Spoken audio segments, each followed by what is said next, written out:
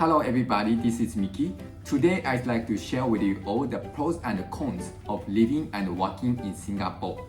Before I start, I'd like to let you know this is just my personal opinion. So some people may agree or disagree with the things that I'll be sharing later on in this video. So please just take it as a personal experience of a foreigner who has been living and working in Singapore for 4 years. If you like my video, please give me a thumbs up and don't forget to subscribe to my channel. Alright, let's begin. Okay, I will start with the pros of living and working in Singapore. Number 1, this is something I really like about Singapore, which is diversity. In Singapore, there are many great opportunities to get to know people from different countries and cultural backgrounds. Just walking around the city, you will see many different types of people and races speaking different languages. Especially for those who come to work overseas, they might feel uneasy in a new environment that is completely different from where they come from. Also, they might be worried about that they will be discriminated against after moving to a new foreign country. But in Singapore, no need to worry about such things. Many people from different backgrounds living here and their mother tongue is different and their skin color also different. But they coexist together by respecting each other's culture and being more open-minded, which made Singapore become one of the most international diverse cities in the world. This melting pot of races make it very easy for us foreigners to blend in with the country itself, and the safety of the country also makes us feel very secure during our stay in Singapore. Number 2, no natural disaster. Safety is something that can be controlled or managed by the government of the country. However, when it comes to natural disaster, that cannot be helped.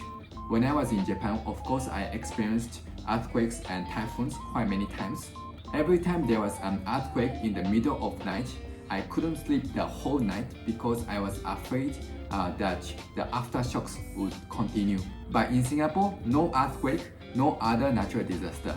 Living a life without being scared of the risk of the earthquake makes me feel more comfortable and mentally feel very safe.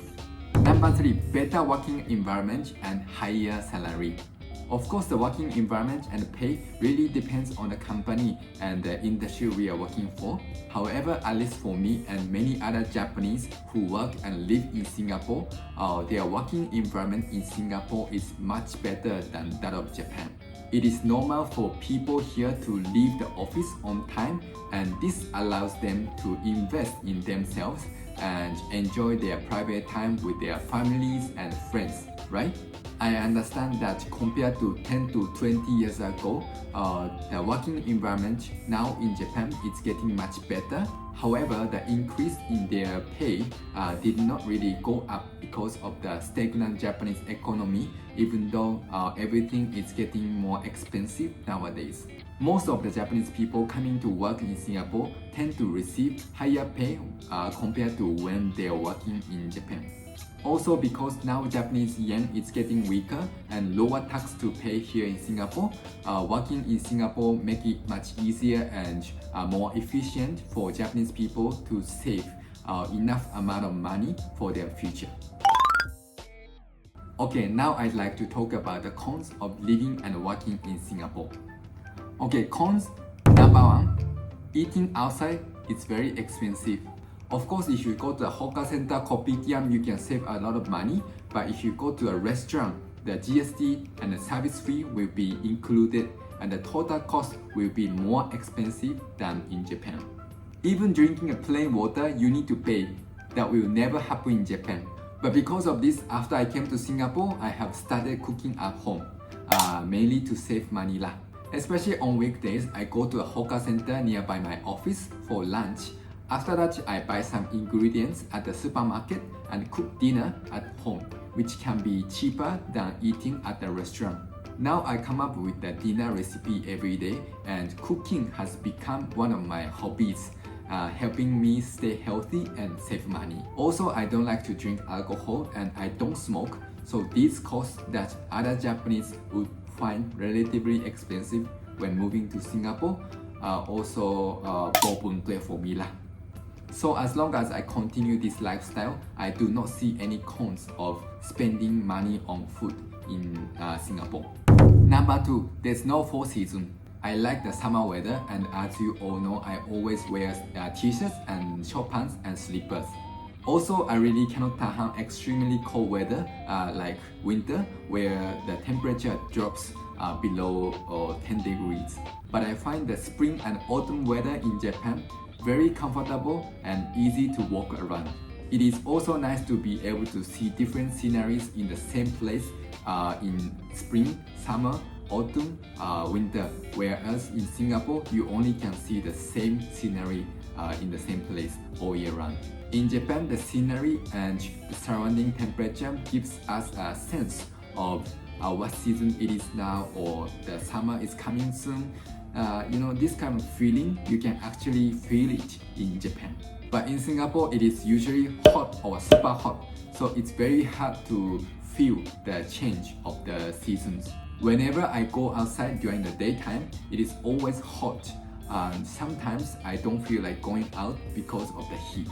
The good thing about Singapore is the distance to each shopping mall or MRT and bus stops are quite close.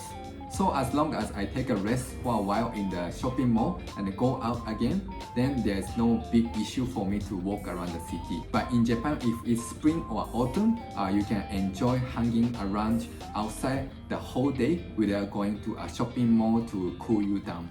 However, in Singapore, jogging at nighttime is not super hot. Rather, it's more comfortable.